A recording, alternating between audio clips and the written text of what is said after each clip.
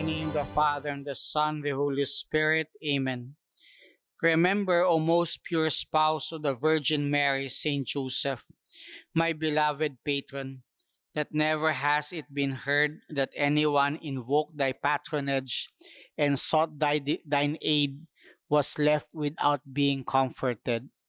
Inspired by this confidence, I come to thee and fervently commend myself to thee. Ah, despise not my petition, dear foster father of our Redeemer, but accept it graciously. Amen. Saint Joseph, husband of Mary, pray for us. In the name of the Father, and the Son, and the Holy Spirit. Amen. Magandang umaga po sa inyong lahat. Welcome to our conferences on the life and the glories of Saint Joseph. Our conferences are uploaded regularly on our YouTube channel, Sense of the Sacred. So please don't forget to subscribe and to click the notification bell. Okay? So natapos natin, no, nakita natin na in order to ease the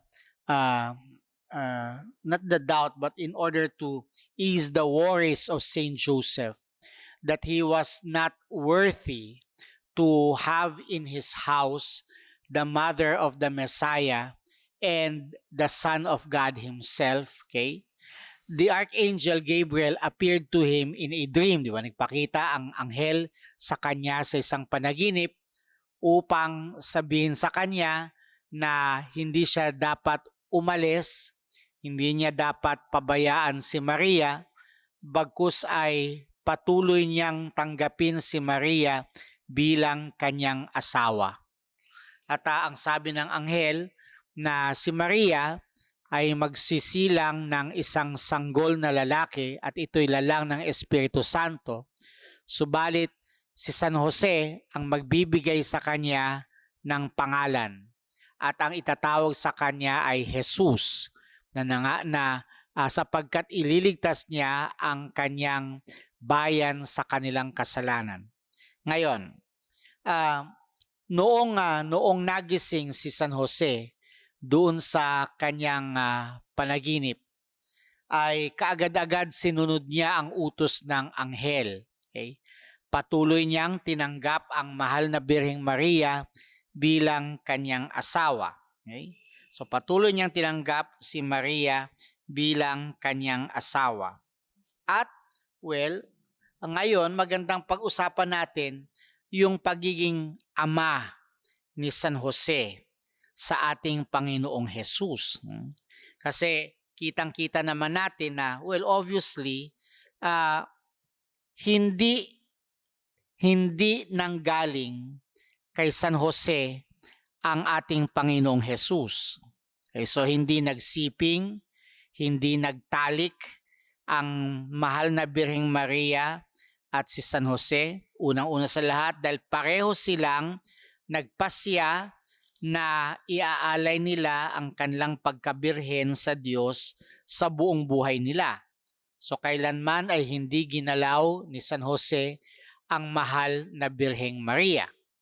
Kaya nga, yung kanyang pagdadalang tao, kung tutusin ay walang kinalaman doon si San Jose. Okay? Walang kinalaman doon si San Jose dahil ang pagdadalang tao ng mahal na Birheng Maria ay sa pamagitan ng kapangyarihan ng Espiritu Santo. It is by the power of the Holy Spirit. That's why Our Lady, naging nanay siya bagamat nanatili ang kanyang pagkabirhen. So, ang tanong dito, ano ba itong pagiging tatay ni San Jose? Ito ba'y tatay lamang dahil sa turing? Ano ibig sabihin dahil sa turing? Yung bang, syempre, wala namang nalalaman yung mga kapitbahay, wala namang nalalaman yung ibang tao tungkol sa kanilang vows of virginity. Okay? Kaya, kasal sila. Kasal si San Jose at ang mahal na Birheng Maria. Kaya nga, sa mata ng mga tao, obvious, legit, si Jesus ay anak ni San Jose. Okay? Si Jesus ay anak ni San Jose at ito para sa kanila ay legit. Dahil, totoo namang mag-asawa si San Jose at ang mahal na Birhen Maria. Of course, hindi naman talaga nalalaman ng mga tao na hindi nagsiping, hindi nagtalik si San Jose at ang mahal na Birhen. Wala silang nalalaman. So, alam nila, mag-asawa ang dalawang ito, nabuntis si Maria, obvious naman. Diba? Sa kanilang palagay, ito ay anak ni San Jose. Pero yun lang ba yun? Yun lang ba yun? Parang sa mata lamang ng ibang tao, si Jose ay ama ng ating Panginoong Jesus. Ganun ba yun? Okay? Ito ba'y palabas lamang? Ito ba'y pagkukunwari lamang? Kunyari lang, kunyari lang? Parang nagbabahay-bahayan si Mama Mary at sa Papa Joseph. O kunyari kayo nanay, kunyari akong tatay. Kunyari lang ba to? Okay? Kunyari lang ba ito? Well, yung mga manunulat tungkol kay St. Joseph na hindi. Kasi ang pagiging tatay ni San Jose ay isang totoong pagkatatay. Okay? Ito'y isang totoong pagkatatay. Number 1. Ang humubog sa katawan ng ating Panginoong Jesus ay walang iba kundi ang Diyos Espiritu Santo. Okay? Ang humubog sa katawan ng ating Panginoong Jesus ay ang Diyos Espiritu Santo. At sinusulat ng mga banal na manunulat na pinag-aralan ng Espiritu Santo ang mga gawi ni Saint Joseph. Pinag-aralan ng Espiritu Santo ang mukha ni Saint Joseph. Pinag-aralan ng Espiritu Santo ang buong pagkatao ni Saint Joseph.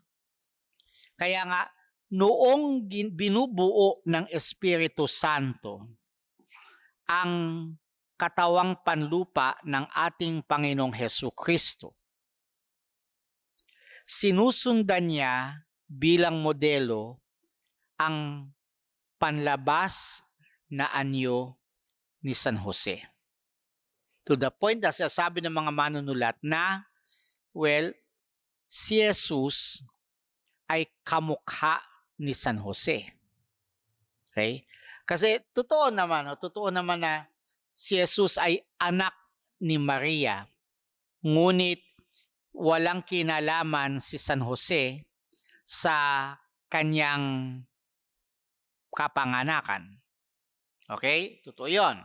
Mary was a virgin. Hindi sila nagtalik ni Saint Joseph. Okay? Pero, para maitago lalo ang misteryo ng pagkakatawang tao ng Diyos Anak, para mailihim ito ng lubos, noong hinuhubog ng Espiritu Santo ang katawang panlupa ni Jesus, tinititigan niya si Saint Joseph. Inaayon niya ang anyo ni Jesus sa anyo ni Saint Joseph. 'Di ba ang isang bata ay hawig siya ng kanyang ama at ina. Hawig siya ng kanyang ama at ina. At well, si Maria, talagang nanay siya ni Jesus. Talagang si Jesus ay totoong anak ni Maria. Kaya kailangan maging hawig ni Maria ang Panginoong Jesus. Subalit, magdududa naman ang tao. Ano ba naman yan? Kamukhang-kamukha ng nanay pero hindi kamukha ng tatay. Okay. Kamukha ng nanay pero hindi kamukha ng tatay. Kaya nga ang ginawa ng Espiritu Santo ay nilagyan niya ng pagkakahawig kay Saint Joseph ang ating Panginoong Jesus. Kasi kung hindi niya gagawin yon, malalantad, mabubuko, magtatanong-tanong ang mga tao, bakit kamukha ng nanay pero hindi kamukha ng tatay? Okay? Bakit kamukha ng nanay at hindi kamukha ng tatay? So, hinubog ng Espiritu Santo ang ating Panginoong Hesukristo nang may pagkakahawig kay Saint Joseph. Okay? Ngayon, tingnan to ha.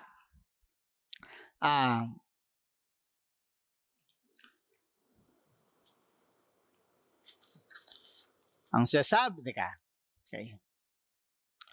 Ang sasabi dito,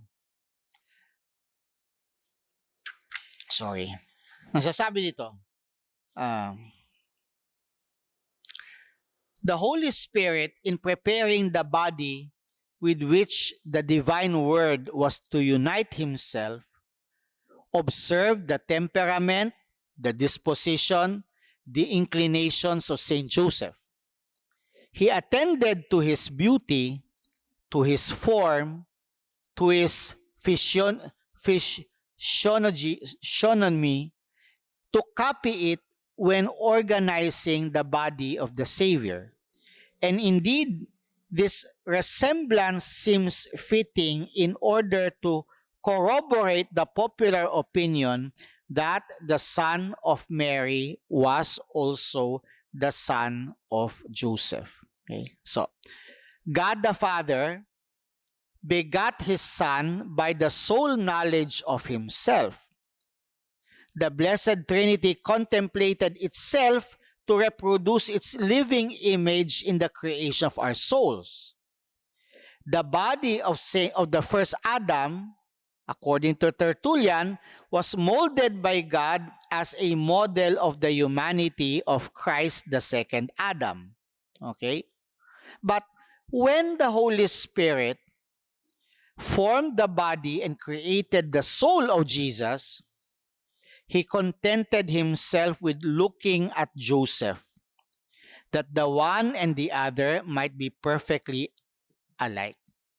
So talagang ang pinagbatayan ng Espiritu Santo sa kanyang paglikha sa katawang panglupa ni Jesus ay walang iba kundi si Saint Joseph para sila ay maging magkamukha. Okay? Para sila ay maging magkamukha. So, Saint Joseph is known as the father of the Savior. And with the exception of generation, there is nothing that can be attributed to any man worthy of the name Father, which was not preeminently possessed by Saint Joseph. Okay? But let us look at it from this point of view. Okay? Si Jose ay tatay ni Jesus, hindi lamang sa mata ng mga kapitbahay, hindi lamang sa mata ng mga ibang tao, kundi siya ay tatay ni Jesus sa mata mismo ng ating Panginoong Jesus. Bakit? Kasi si Saint Joseph ay pinili ng Diyos Anak para maging tatay niya dito sa lupa. Ay di ba? Hindi natin napipili ang tatay natin. Okay? Hindi natin napipili ang tatay natin. Kasi unang-una sa lahat, nandyan na sila noong tayo ay pinaglihi at sumilang. Kahit naman si Jesus hindi niya pinili ang Diyos Ama. Because he was born of the Father. Sumilang siya mula sa Ama bago pa nagsimula ang lahat ng panahon, right? So hindi niya pinili ang Ama. Pero tatandaan natin bilang Diyos Anak na naroon na, umiiral na kasama ng Ama Okay? Mula pa nung bago pa nagsimula ang lahat ng panahon, okay, nauna na si Jesus. Nauna na ang Diyos Anak.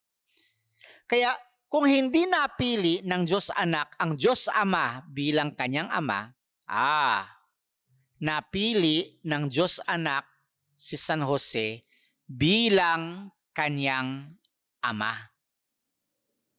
Okay? Kaya nga, hindi si San Jose ay tatay ni Jesus hindi lamang sa mata ng ibang tao, kundi si Saint Joseph ay tatay ni Jesus sa mata mismo ni Jesus. Paulit-ulit niyang tinatawag na tatay si Saint Joseph.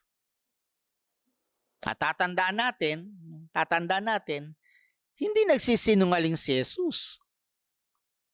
Siya'y daan, katotohanan at ang buhay. So hindi nagkukunwari si Jesus. Nung tinuring niyang tatay niya si Saint Joseph, hindi siya nagkukunwari. Okay, hindi siya nagkukunwari. Totoo ang turing niya kay San Jose bilang tatay. 'Di ba nga natatandaan niyo yung centurion, 'di ba? Ang sabi ng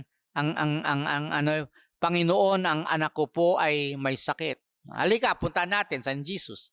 Lord, hindi ako karapat-dapat magpatuloy sa iyo sa aking tahanan. Magsalita ka lang. Sabihin mo lang at gagaling na ang aking anak. Yung kapangyarihan ng salita ni Jesus.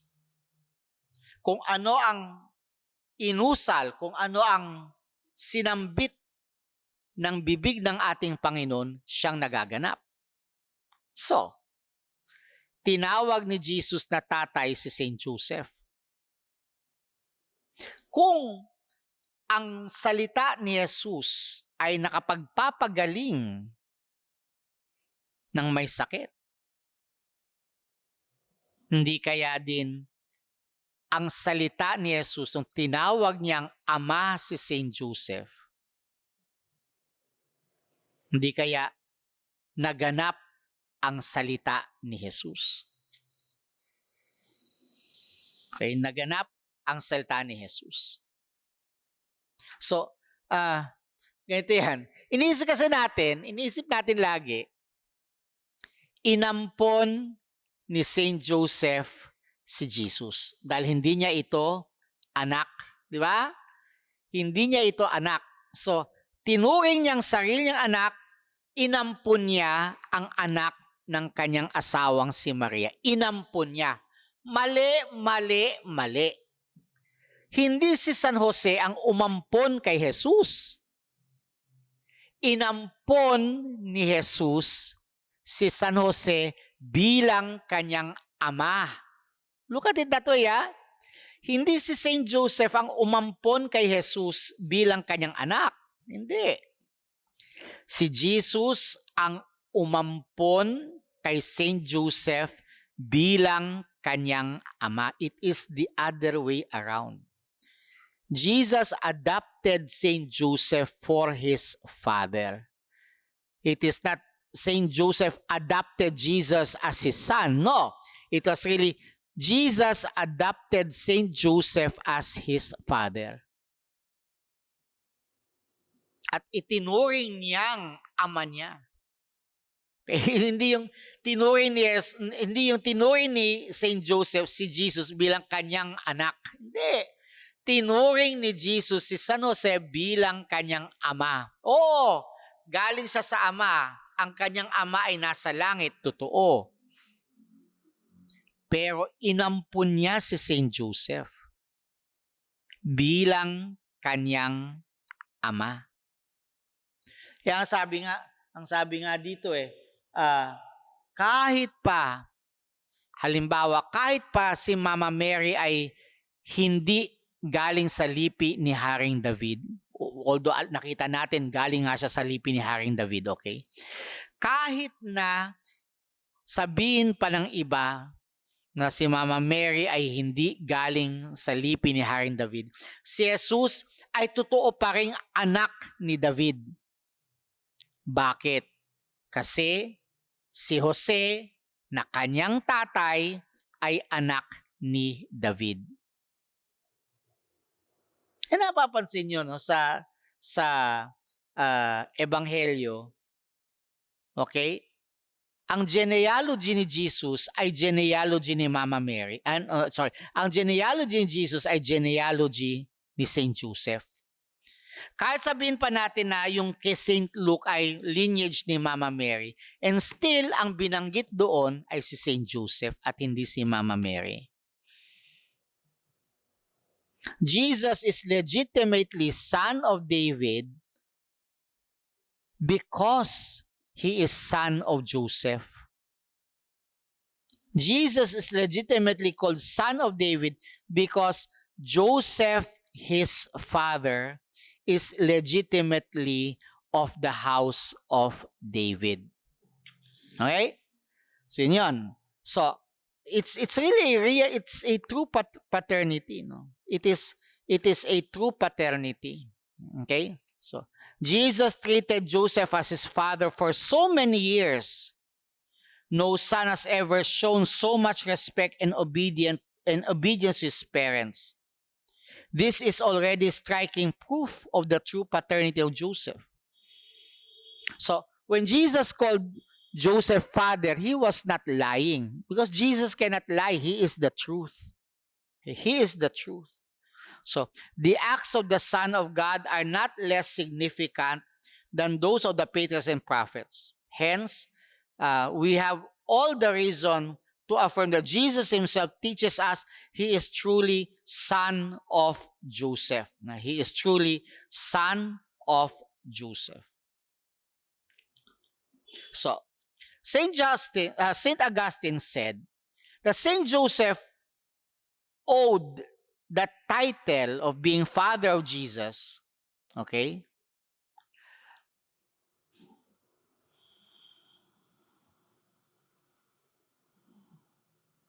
Okay. He owed the title father of Jesus ultimately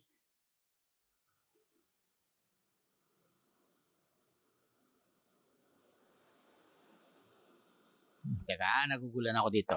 Ang hirap ng English kasi nito eh. Okay? So Saint Augustine, ang sabi niya, Saint Joseph owed the title of being father of Jesus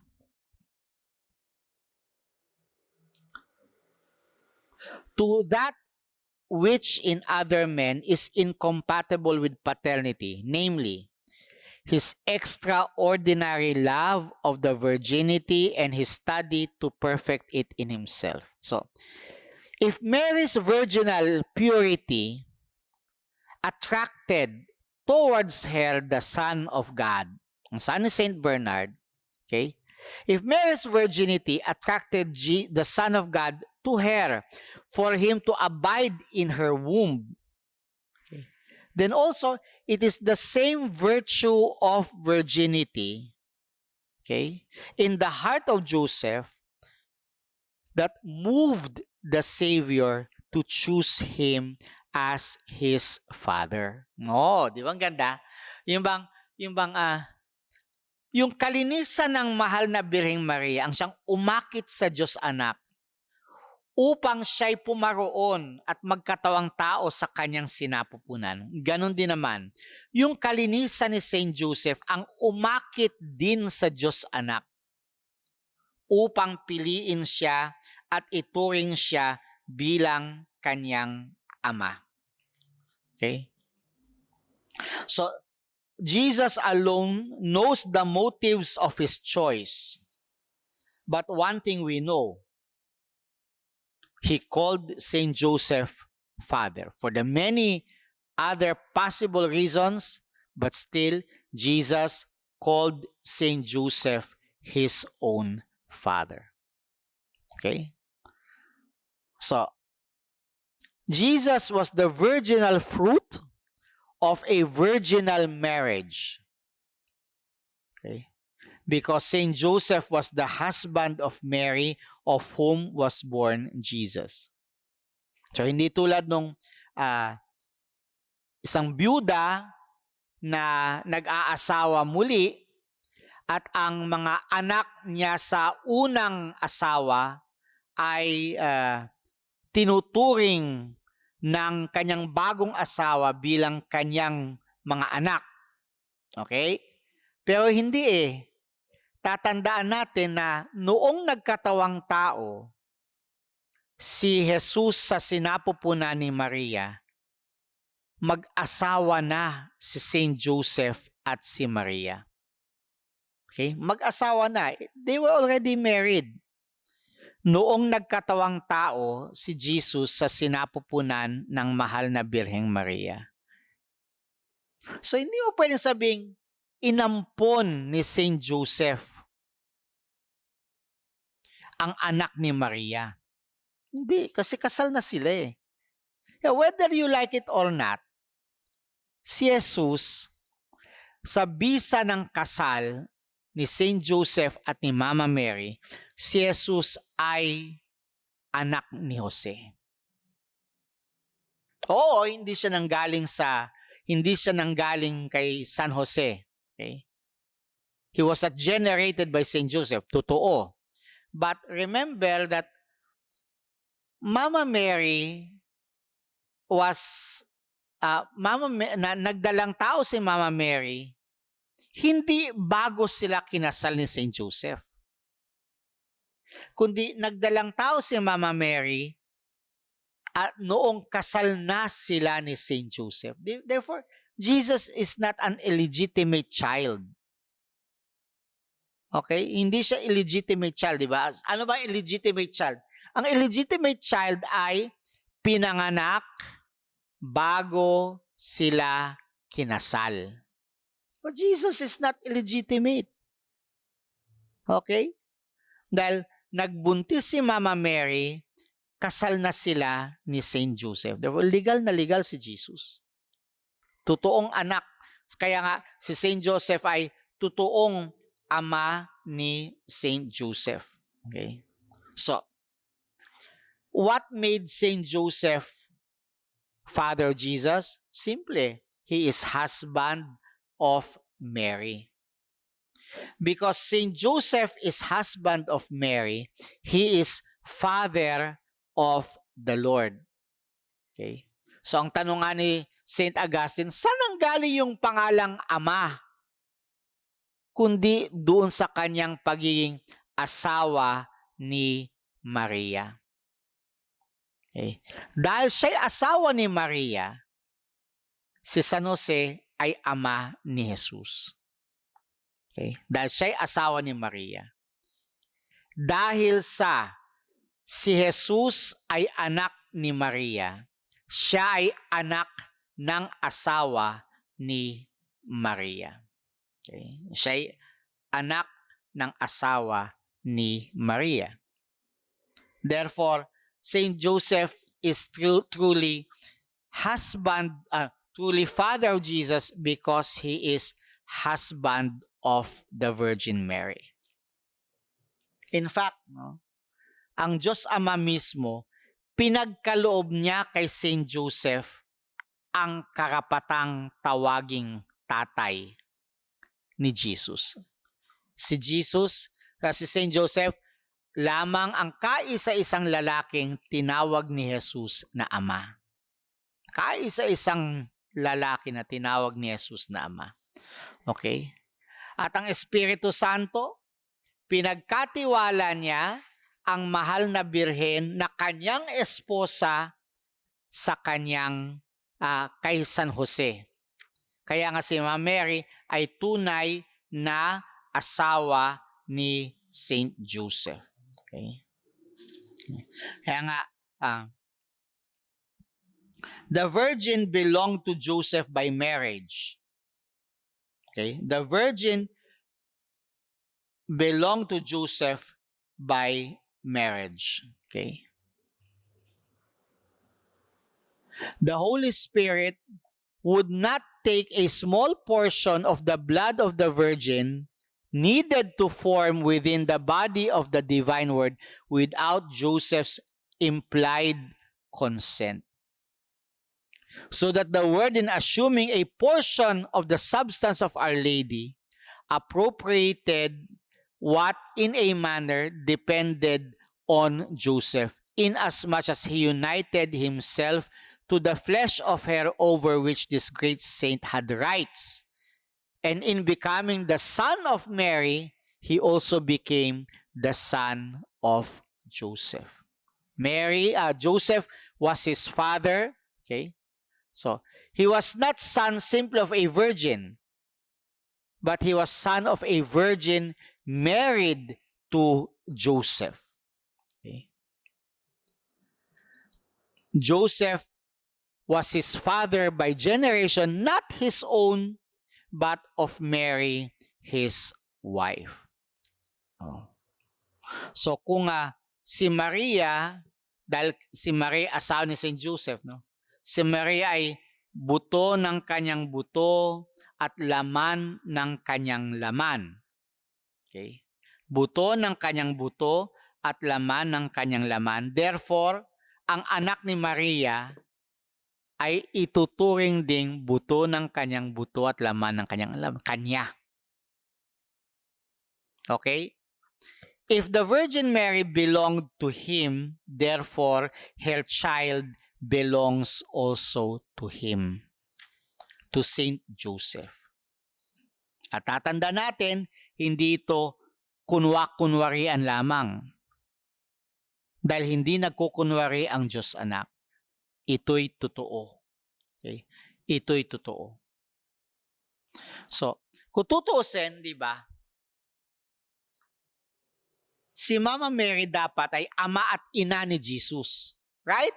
Kasi sa kanya lang naman ang galing si Jesus eh. Hindi naman galing kay Saint Joseph.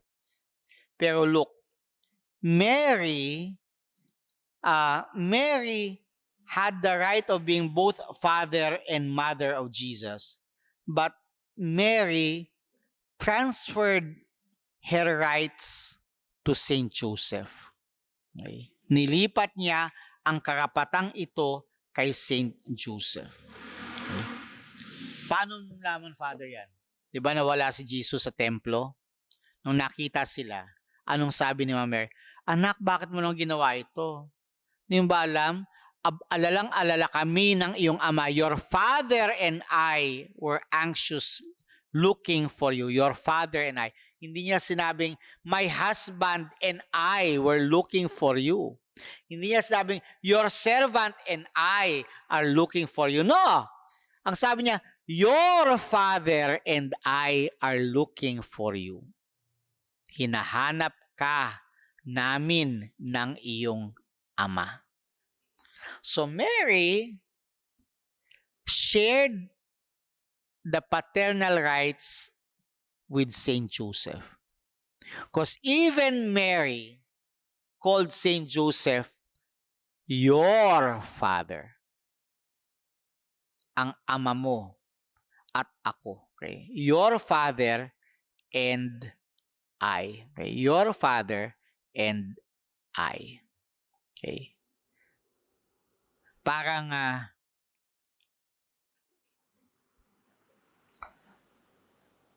ganito. Okay?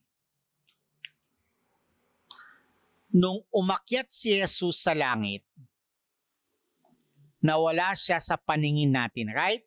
Pero bago siya umakyat sa langit, pinagkatiwala niya kay Saint Joseph, pinagkatiwala niya kay Saint Peter ang pangangalaga sa atin, to the point that Saint Peter is the vicar of Jesus Christ. Ganon din naman, Joseph was the vicar of God the Father for Jesus Christ. Okay? Joseph was the vicar of God the Father for Jesus Christ. So, yung parangal na binibigay natin kay Saint Peter bilang Papa, kaya nga, di ba, totoo yung kanyang pagiging tatay, ha? Totoo. Papa. Di ba? Called Santo Papa. Holy Father. Okay. Yung paggalang natin para kay Jesus ay ibinibigay natin sa Pope dahil siya kinatawan ni Jesus dito sa lupa. Ganun din naman, ang parangal na binibigay ni Jesus sa kanyang ama ay ibinigay niya kay Saint Joseph. Dahil ito ang vicar ng Diyos Ama para sa kanya dito sa lupa. Okay? He's vicar of the Father for Jesus. And last, ang anumang karangalang binigay ng Diyos ay hindi niya babawiin. Tandaan niyo yan, ha? Ang anumang karangalang binigay ng Diyos ay hindi niya babawiin. Kaya nga lima tayo mga Kristiyano, meron tayong indelible character. Pag ikay nabinyagan, meron kang isang tatak na hindi na mabubura. At ano yung tatak na yun?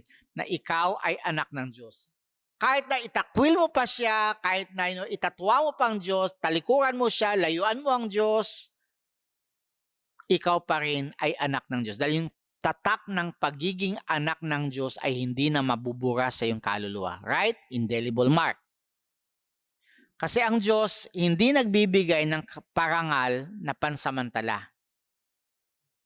Kapag nagbigay ang Diyos ng karangalan, ito'y panghabang panahon. Therefore, pinarangalan ni Jesus si Saint Joseph bilang kanyang tatay sa loob ng 30 taon. Sa tingin mo, after 30 years, binawi niya yon? Hindi. Forever in heaven, he will call Saint Joseph his father. Dahil ang parangal, ang karangalan na binigay ng Panginoon sa sinuman ay hindi niya babawiin magpakailanman. So for 30 years, Jesus called Saint Joseph his father. Therefore, even in heaven for all eternity, Jesus continues to call Joseph his father. Let us pray. In the name of the Father, and the Son, and the Holy Spirit, be mindful of us, O blessed Joseph, and intercede for us with thy foster Son by the pleading of thy prayer. Do thou in like manner render the Blessed Virgin Mary, thy spouse, gracious to us. For she is the mother of him who with the Father and the Holy Spirit lives and reigns forever and ever. Amen. Our Lady of the Sacred Heart, hope of the hopeless, pray for us. The Lord be with you, and may Almighty God bless you, the Father and the Son, and the Holy Spirit. Amen. Maraming salamat po. Thank you for joining us today. Remember, Jesus called Joseph father, treated him as his father. He will never take back his word. Once he was called father, Saint Joseph will be forever father to Jesus. Thank you. Don't forget to like and to share. God bless you all.